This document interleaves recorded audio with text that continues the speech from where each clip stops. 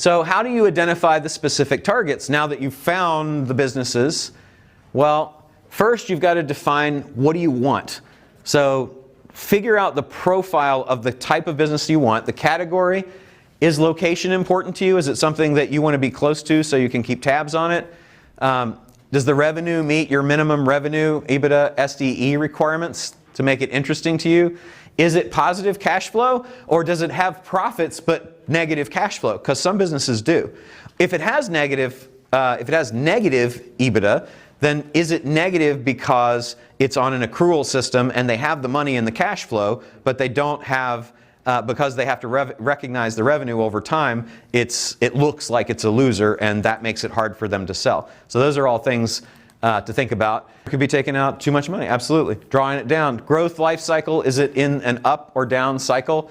Is there a moat? Does it have defensible intellectual property? Does it have a competitive advantage? Does it have a great culture?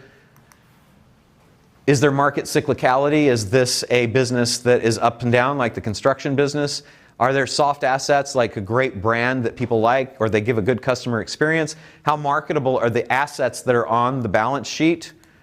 And what is the supply and demand risk? Is there any chance that your supply might be cut off? Is there somebody that controls the supply? Is this something that the owner owns a vertically integrated businesses and spinning off one of them and now is going to be the monopoly controller of your supply? Those are things you want to think about.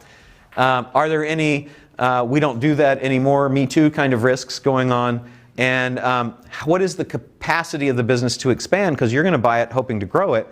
Is it operating at full tilt right now, or is there capacity so that it can add a shift or do something more to produce more stuff? So once you have that profile, I just fill it out on a form like this, right? So, and you have this. So I just basically go through and enter that information, and that kind of gives me a yes, no. So long ago, we talked about Vinny and the accounting business. So going through this exercise, were we able to find anything for Vinny to buy? Well, yeah.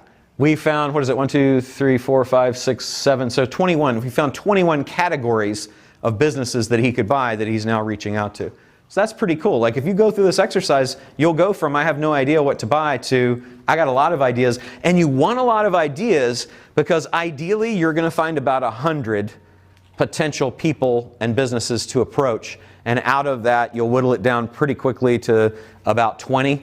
And then when you start getting into due diligence a little bit, you'll get down to maybe 5, and then you'll end up buying 2 or 3, and then you'll look for another 100.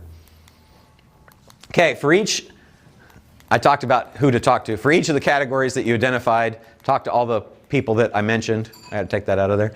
And then build your list and start outreach. So how do you find who to send your communications to at the business once you know that you've got a business you want to reach out to?